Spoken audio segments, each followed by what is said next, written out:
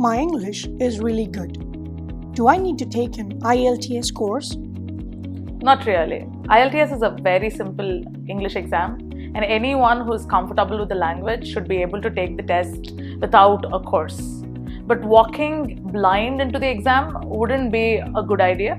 So if you could take a sample mock test, see how the exam is, see what the evaluation parameters are, and then decide if you need the course or not, I think that should be wise. I heard a lot about British Council and IDP. Where should I take the test from?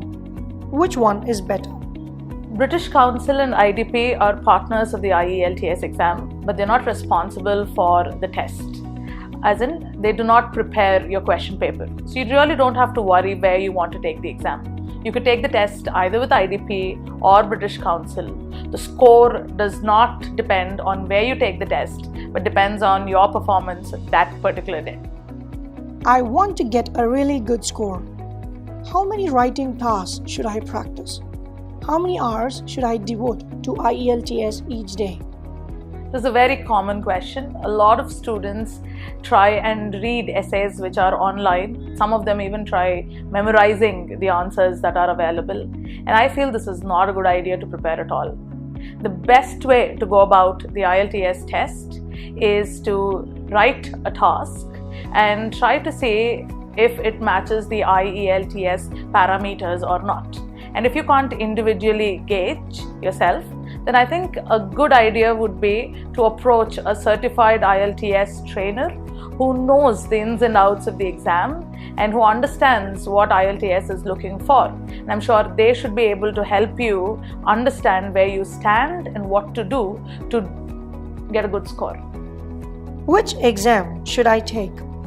IELTS, TOEFL, or PTE? I'm really confused. What are the benefits of each of these tests?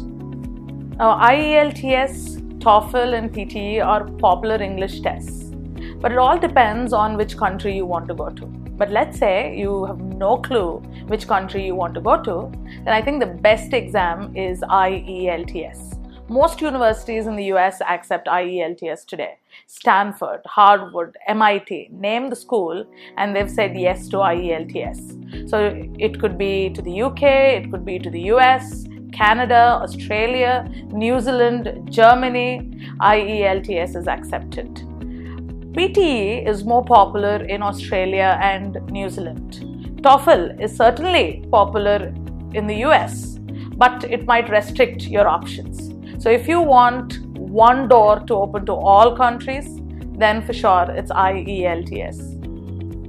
Do you think memorizing answers and then using them for speaking and writing is a good idea?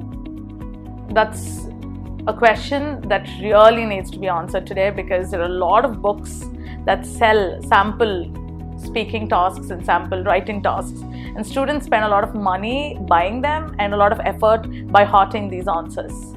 But let me ask you a question. When you go to an interview, do you prepare and go to the interview? Yes. But do you memorize your answers and go to the interview?